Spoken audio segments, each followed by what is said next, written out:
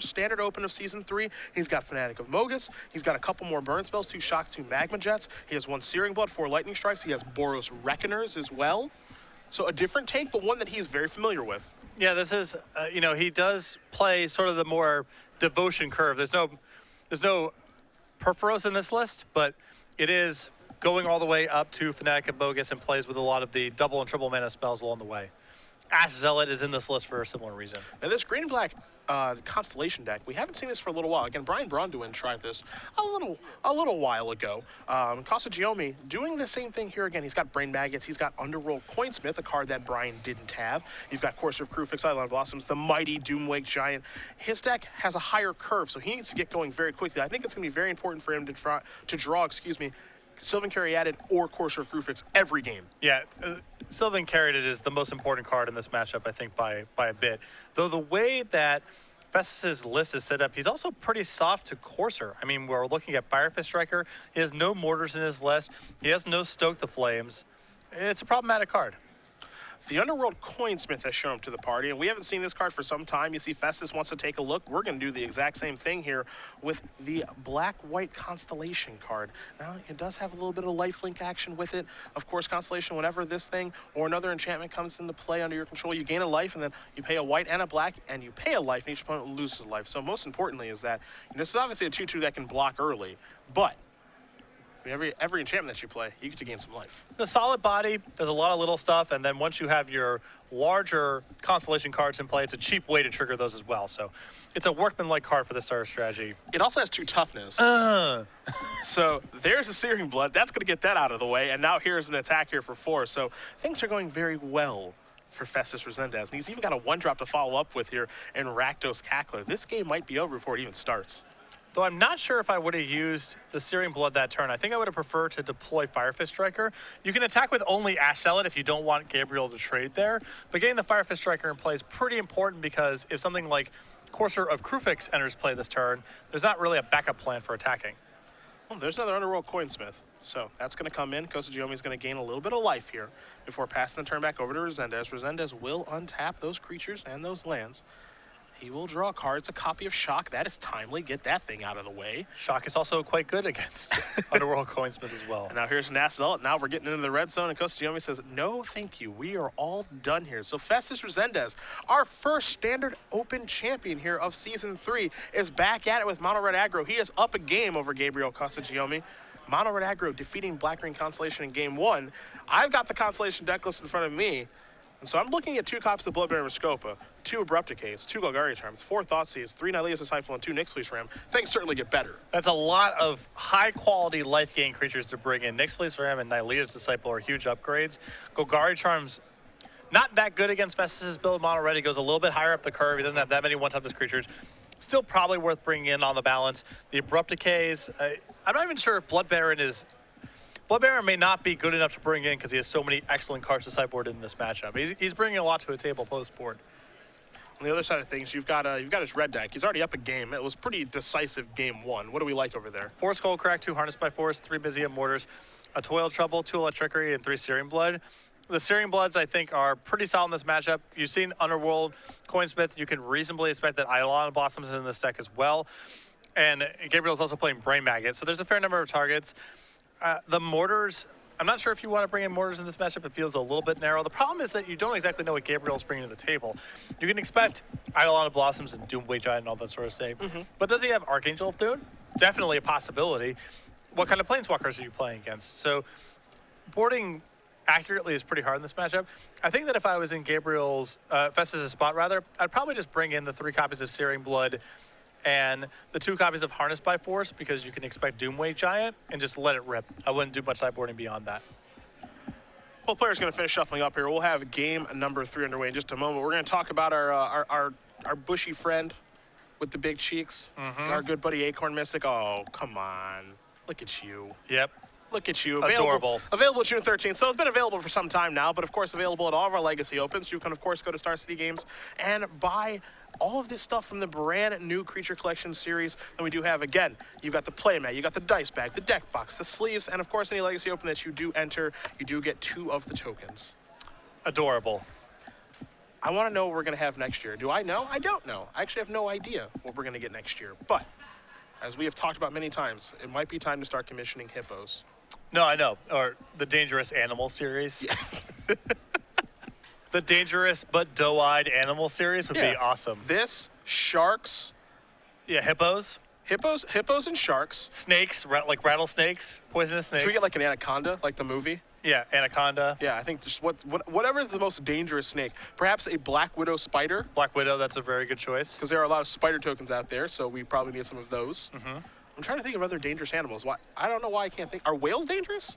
I mean, they're probably not great to hang out with, I would imagine. They are rather big. Oh, I guess they are called killer whales for a reason. That does illuminate. Our director is fairly intelligent, so that's good. Elephants are pretty dangerous. I actually think elephants are probably way more friendly than people think. Most of those animals, like, they have a range, but if they decide that they don't like you, they will kill you. Oh, so right. There's only, it's hard to say exactly. I suppose that's true. Actually, yesterday before I went to bed, I was talking to Billy Moreno yesterday, and there's a video online. There's a gentleman on Oprah who has a pet bear. Mm-hmm. I can't remember the bear's name, but he has a pet bear, and it's like, just like a full-blown, full-grown grizzly. And that, he just takes care of whatever. It was the best man in his wedding stuff. It's like, a minute-and-a-half video. I would like to have a pet bear, but again, if the pet bear doesn't want to be a pet anymore, you lose the game. Yeah, that's the thing. Like, I got, living with a cat. Cat's totally sweet. Love it. Very affectionate. Occasionally, the cat, being a cat, will be upset. He'll bite me. Maybe he'll scratch me or something for no real reason.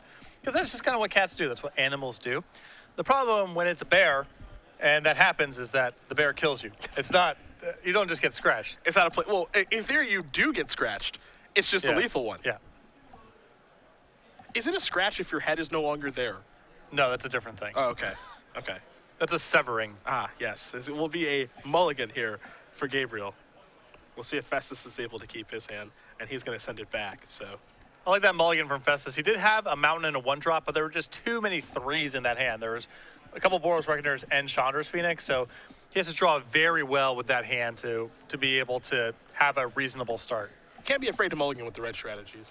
It's okay. You can take one. I mean, I keep a lot of one-landers, but it has to be a one-lander with upside and easy to realize upside. So if you're on Mountain Rakdos Cackler and a bunch of 2-mana cards and maybe a Shock, that's a great 7-hand card to keep because it doesn't take much for your hand to be awesome, and you have things to do even if you stumble a little bit. Yeah. That hand with a bunch of Boros Reckoners and Chandra's Phoenixes needs to draw too well and didn't have enough to do if it didn't find its land drops. Yeah, so taking a mulligan there is perfectly acceptable. So both players are going to go down to 6 here. Gabriel Costa-Giomi. I do remember covering some of his matches last time we were here in Dallas a couple months ago when I was joined by Matthias Hunt. And then, of course, Festus. We watched him win that Standard Open to kick off Season 3 when we were doing our Season 2 invitational coverage. So good to see him back, starting off really well here with Mono Red. And Mono Red seems to be pretty well positioned right now in the metagame. Yes, it does have bad matchups in Mono Blue and Green White, which is getting pretty popular, but the other decks it looks to be pretty good against. And Festus has a little bit more game against those decks than the typical build of Mono Red by playing Boros Reckoner and Fnatic and Mokus. He can survive a long game and steal games out of nowhere also. I think he gives up some percentage points against control decks building it that way, but he's a lot better against other creature decks. Well, both players have kept their 6 cards. Costa-Giomi will play a Temple of Malady before passing the turn back. Resendez just a mountain before passing back, so no 1-drop, but you have to believe he does have some 2s, and I think I do see a Burning Tree Emissary and a Firefish Strike over there. Costa-Giomi is going to play a Temple of Silence. That top card will go to the bottom, and back over to Resendez we do go. Resendez does draw a 3rd mountain. Here's a Burning Tree Emissary. There's a Firefish Striker, so a good start, even though no 1-drop. And Burning Tree Emissary is still one of the most powerful cards in Standard. Can't go into decks easily. It's a big deck building cost, but it is awesome when it is good. Costa-Giomi does have a 3rd land to play. You see weighing the options here. It looks like there are not 1 but 2 copies of Courser of Crewfix in the hand. Looks like maybe we will play a spell this turn, though that's not the Courser. Certainly giving it some thought. Courser is a pretty big liability here if Festus has a haste creature. And there is the Courser. So the top card will be a Thoughtseize before passing the turn back. And there are 4 copies of Thoughtseize in Costa-Giomi's board, which means he brought those in. which is a little bit surprising, as here's an Ash Zealot. So this will be a no blocking allowed situation due to Battalion. Firefish Striker showing its skill. And then we're going to follow up here with a Fire Drinker Saber before passing the turn back. Wow, The only way that bringing in Thoughtseize makes sense to me is if Gabriel cut every creature that can be hit by Searing Blood. Well, there are 4 Brain Maggots, there are 4 Underworld Coinsmiths, And then the 4 4 copies Eidolon of Blossoms. So that'd be 12 cards to board out. That's a lot. It's not unreasonable. Searing Blood did a lot of damage that first game. Yeah. And Coinsmith and Brain Maggot have pretty low ceilings. It's hard to imagine them being very good in a game. So Yeah, Brain Maggot seems quite poor in this matchup. There's a Courser number 2. This will be a land, so 2 life is going to be gained. And now Courser can start to get to work here. Temple of Malady going to come into play. Of course, there's a Sky Trigger on right now, but I don't know if that Nyx Fleece Ram wants to go away. It seems like a good place for that is on top of the deck. better than the average draw, Yeah. it feels like. But it looks like, all right, bottoms up, so we are wrong here. And we'll see what the top card is now. It's a copy of Abrupt Decay. That's pretty good, too, since it can take care of the Firefish Striker. Wonder if he's just trying to get to Doomwake Giant ASAP. Resendez with a Mountain right off the top of the deck. Can he work his way through these 2 Coursers? He is at 16. That's a lot of life. And he knows that the days on that Firefish Striker are numbered. So what do we do here for Festus? Really depends on the hand, but I think he most likely has to attack this turn. Could send him with Fire Drinker Series. You have the ability to pump it twice to take care of a Courser.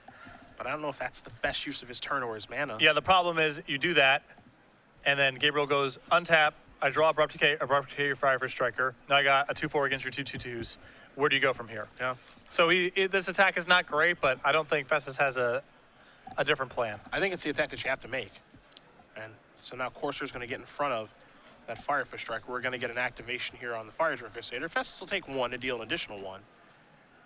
And now we're going to do it again. So it's going to attack for 4, 5, 6, 7, 8 damage is going to come across. Yes, Festus will lose his Firefish Striker, but he does get a lot of damage through.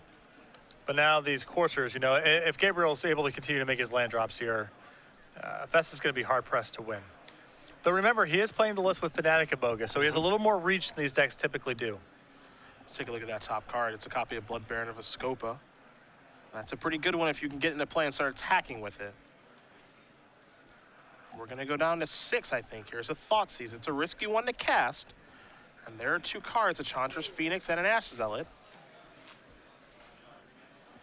Taking the Phoenix may seem a little bit backwards, but it might be the better of the 2 cards. Simply because you do have 2 4 toughness creatures in play that can block anything on the ground. Yeah. I mean, if Festus draws a shock, it's a disaster, Yep. but, you know. In the worst case scenario, I guess he still has his Abrupt Decay to keep it on lockdown. Again, you are a little surprised to see Thoughtseize in after sideboard. Actually brought in. Costa-Giomi does have 4 copies on the board. So I was a little bit surprised to get revealed to the Courser. Yeah, I have to believe he's just bailed on every 2 toughest creature. That's the only explanation I have for it, which is not unreasonable. I mean, Searing Blood is pretty dangerous if your creatures are getting tagged by that. You see, Costa-Giomi was not thrilled about having to take the Phoenix. Now he's going to play another Thoughtseize and take care of the Ash Zealot. So he's down to 4. Now Shock does kill him. Fnatic. Fnatic kills him, I'm pretty sure. Yeah, Fnatic will kill him. Because he gets to attack. There's also, you know, he has an Abrupt Decay at the ready, obviously. Yeah. But, you know, if you Abrupt Decay Ash Zealot, Fnatic can still deal 4 because 2 from the Burning Tremensary, 1 from Fnatic itself, and then 1 from the Fire Drinker Crusader. So that would be lights out too. So casting both of those Thoughtseizes was a little bit risque, but we'll see if it works out for Costa-Giomi. Looks like maybe the old Fire Drinker Crusader is going to come into attack here. Might as well trade it with trade it for an Abrupt Decay or one of the Coursers. Yep. Resendez certainly giving it a lot of thought.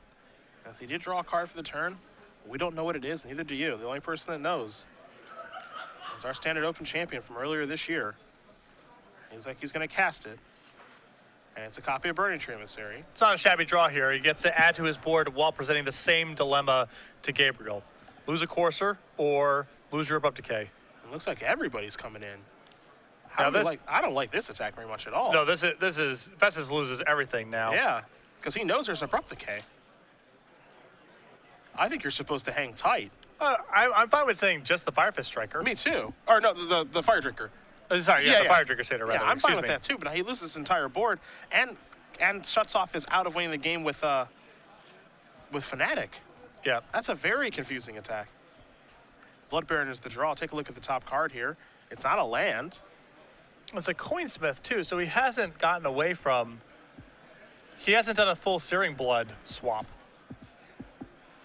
Yeah, I imagine some of the more expensive cards came out, like Elspeth and Extinguish All Hope. Underworld Connection, so that's 6. Yeah, that's 6.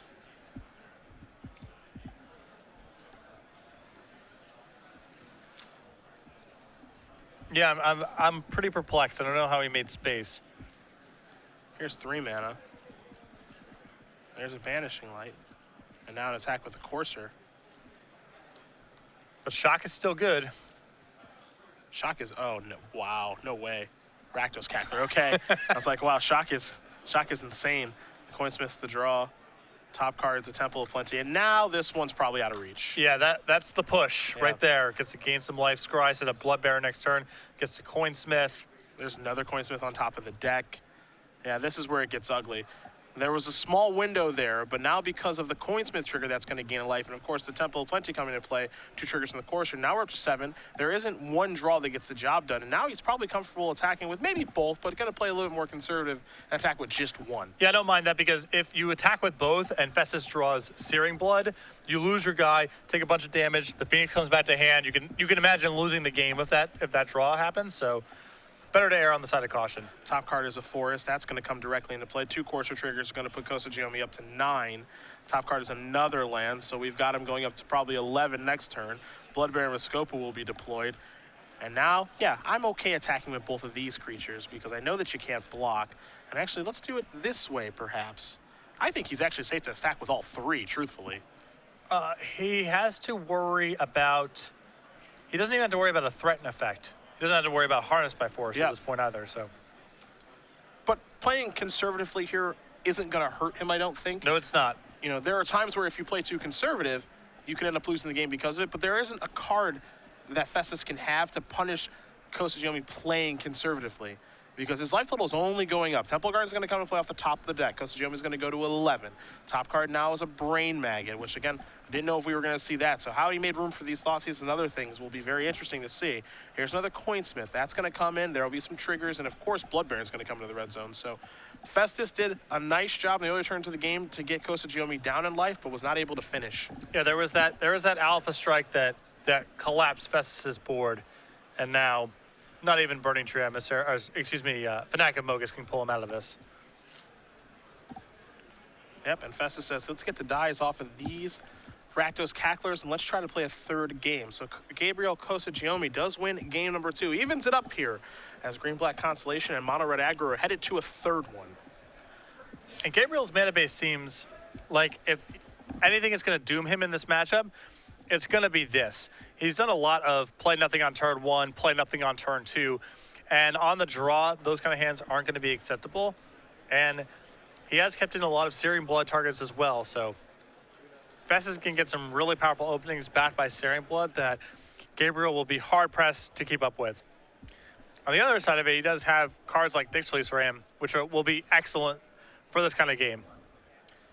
Slows down Festus' initial rush and is not something that's easy for him to Searing Blood off the table. Now, one thing to note here, and this is something I really like to do when we're watching this, is to see if these players go back to the drawing board for re-sideboarding, which it looks like Resendez has done and Costa-Giomi has not done. So that means that he's happy with this configuration of, you know, Thoughtseize and Brain Maggot and the cards that he's left in his deck. He's very happy with how he set his deck up.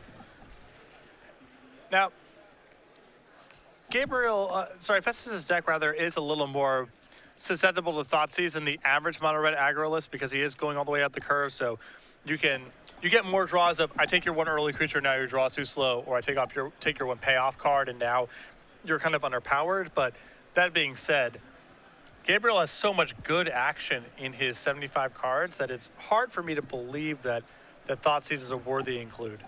Now, Festus isn't the only person that had a lot of success with red when we were at our Season 2 Invitational in Columbus. Tom Ross did as well. He's qualified for our Players' Championship, and there you do see him. He did win the Season 2 Invitational playing Boss Sly, as we do know. And Chris Van Meter, well, he did it by grinding his little heart away during Season 2. Well, he had a lot of good finishes. I mean, a lot of top 8s and top 4s. Yeah. Didn't win a trophy, which I know was something he really wanted, but still had a very good season, and that combined with Season 1 and his efforts in the back half of 2013 locked up Season 2. We can't forget about our Season 1 players that are qualified for our Player Championship as well. Derek Sheets winning a great 5-game set in the finals of our Season 1 Invitational in Charlotte, and of course Brian Braun DeWin climbing the leaderboard in Season 1 to qualify. I'm really getting excited about this getting firmed up. You know, we knew kind of for a while that BBD was almost certainly getting the Season 1 point invite, and CVM there wasn't a lot of drama in Season 2. But Season 3 is a race. It's a real race between Joe and Alex with Ross and Gerard, a couple other players right in the mix. That Invitational in Jersey is going to be awesome. And then we're going to have the last leg where we're really going to be locking in 9 invites on points, Season 4 and the 8 at-large bids at the end of the year. So it's going to really heat up post-New Jersey. Our players aren't locked in, but our prizes are. First place, $20,000. Second, $8,000. Third and fourth, they'll get $4K. Fifth through eighth, they'll get $2 grand. Ninth through 12th, $1,000. And 13th through 16th, $500. That Players Championship, December 20th and the 21st, Roanoke, Virginia. You, me, Matthias, will be covering it. It's going to be an absolute blast. Again, we've got 4 players qualified. We need 12 more. Also, keep in mind that airfare and accommodations are taken care of as well. So if you win the Season 4 Invitational in Seattle and you're worried about the flight at the last minute, don't even worry about it. We got that covered. Game 3 is where we are here between Resendez and Costa-Giomi. Both players taking a look at their opening hands. I think they're just making a decision if they want to keep. They are both happy. It's just a mountain and a passing of the turn. So no turn 1 play again here for Resendez, but you can see he's got an edge lined up for turn 2. Also has a shock just in case. Costa-Giomi is going to take 4 to cast the Thoughtseize against the red deck. Okay. Well then, here's a shock ya. Put you down to 14 before I start my second turn. And now, we're going to see the hand. There's a Reckoner. There's an Emissary. There is a Chandra's Phoenix. And there's an Assailant. Me, oh my. I don't think I would have thrown away that shock. I think you keep it for a little bit, especially with Phoenix in your hand. Here's the thing. I don't think there's any world where he's going to take the shot with the Thoughtseize. So I don't think there's a reason to cast it. And also, you know, you can work yourself into situations where your opponent plays a Courser, they block a 2-power creature, and then you finish it off with a shock. Or, you know, Gabriel has Underworld Coinsmith, and now it's a huge hassle to get off the table. Yeah. And it's gaining life along the way. Well, a timely Rakdos Cackler was the draw there for Resendez, so his Burning Tree Emissary was able to open up into something else here. Yeah, Gabriel's taking kind of a weird approach to this matchup. I mean, he's looking now at Temple Garden plus Brain Maggot. I don't think you can do that. Yeah, Brain Maggot can't even block. Yeah. Well, I guess it could. Well, it can block once. Yeah. You know, you get 1 block out of it. I guess in theory it could block. And it's a strange approach to this matchup because I don't feel like Gabriel has to get lucky to win these games between Courser and Nyx Fleece Ram, Doomwake Giant, Blood Baron, removal spells. He's got a lot of good action for Mono Red. And he's down to 12. He's going to play the Ram, it looks like. He might be considering playing Brain Maggot, but I don't think Brain Maggot can be an option here. Yeah, he's got you got to batten down the hatches here a little bit. Hold the fort down. Is there a third land? What a timely peel there for Resendez. The question, of course, now is do you deploy the Reckoner or do you deploy the Phoenix? He's going to go to the skies, and we're going to come to the red zone here. An attack for 6. 4 damage is going to come across. Costa-Giomi's going to go down to 8. And as long as he does remember the trigger, the Ram will put him up to 9. I would have preferred to play the Reckoner that turn. It's a little bit better. You know, you get your haste creature the following turn, and, you know, Gabriel's shown a discard spell, so you'd rather have Reckoner in play and have your Phoenix get Thoughtseized than the other way around. Underworld Coinsmith will come in, and there is a Temple of Plenty, so Costa-Giomi is going to go up to 10. Take a look at the top card here, decide how he does want to progress.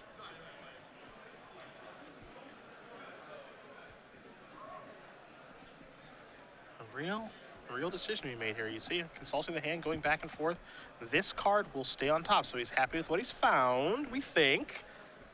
Scrying is always difficult, but he will leave it on top. So, Resendez will draw a card. We know about the last card in his hand is the Boros Reckoner. He drew a copy of Burning Tree Emissary. This is kind of what you meant, too. If he played Reckoner last turn, 1, it would be attacking this turn, but 2, he'd be able to play Burning Tree Emissary into Chandra's Phoenix and attack. Yeah, Burning Tree Emissary is another small consideration. I still would have preferred the Reckoner even if Burning Emissary is not in the deck, but this is certainly a little awkward that it's gotten to this point. Because against this kind of deck, you have to get everything into play as fast as you can.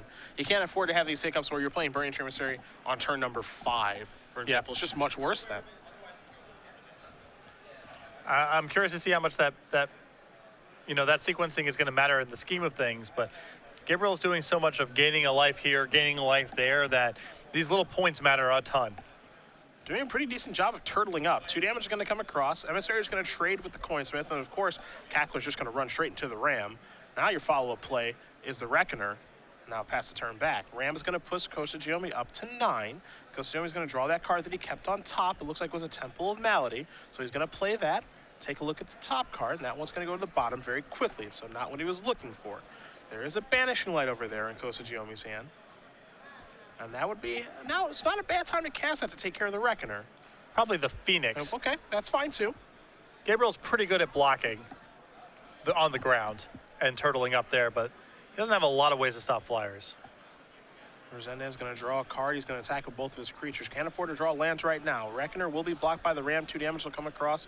Costa-Giomi is going to go down to 7. Follow-up play. It looks like it's going to be that Emissary. We knew about that one. And how about a Mizium Mortars as well? That's not so bad. Yep, he's out from under the Ram. Yep.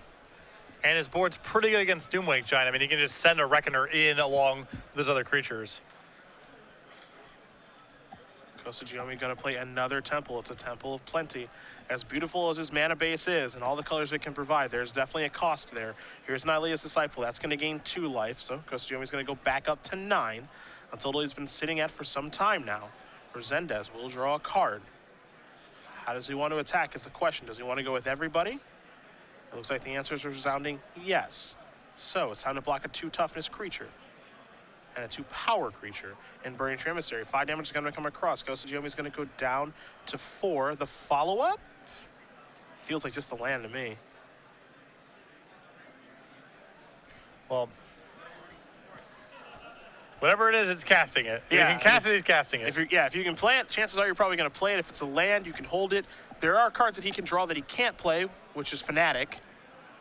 But yeah, he's just going to play his land and pass the turn back. So Costa-Giomi is going to untap at 4 life. He draws a card for the turn. Still needs to clean up this Reckoner, though. I mean, that's a creature that can keep attacking. There's a Coinsmith. Going to gain a little bit of life, up to 5.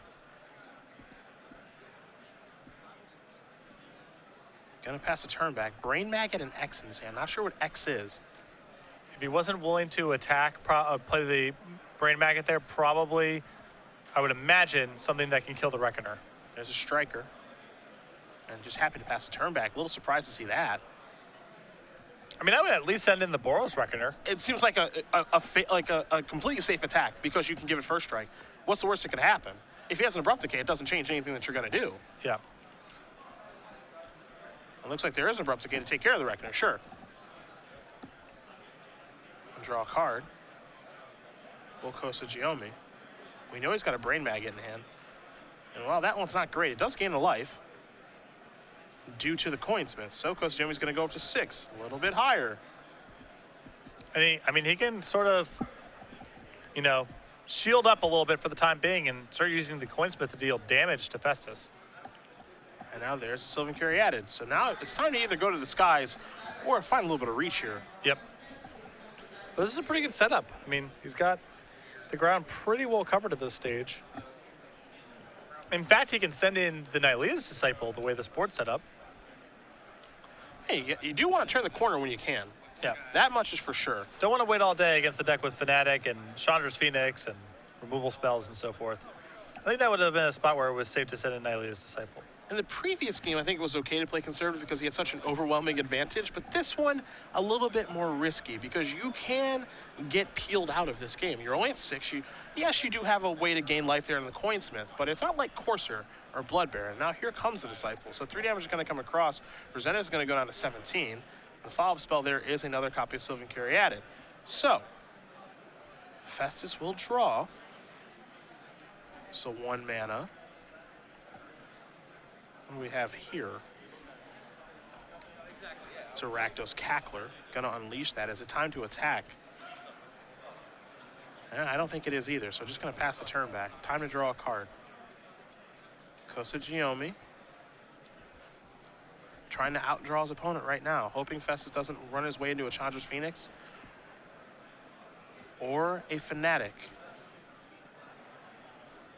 Or even Searing Blood. I mean, you know, Gabriel's kind of barely holding on here. Resendez just draws and passes the turn back after a little bit of thinking. Costa-Giomi draws his card.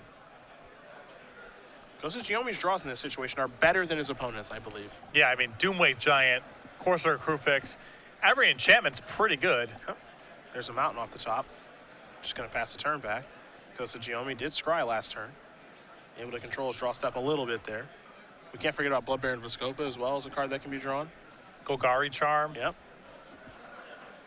A lot of good ones.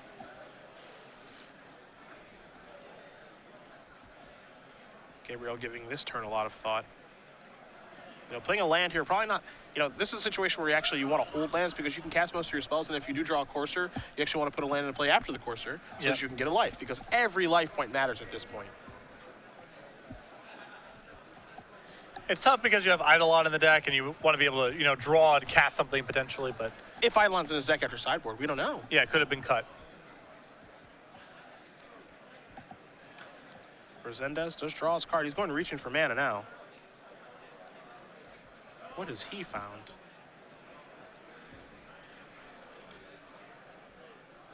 And this is a spot where if he finds a removal spell for the Coinsmith, he could attack Fire Fist Striker the Nylea's Disciple. And blocking is not easy for Gabriel in that spot. No attacks that turn, though. Costa-Giomi's going to play a Temple of Plenty. It's time to scry. Top card's going to go to the bottom. And I think he's just looking at lands in his hand. Maybe not. See, wow. Whoa. Mortars and an Assault. Okay. It's good. That's a good thought, C's. Yeah, I mean, he may have sensed that Overloaded Mortars was on the way. Yeah. It's a risky but good thought, C's. Maybe that was, I think those might be 2 copies of Assault was the draw? Oh, this might be a Phoenix in the air.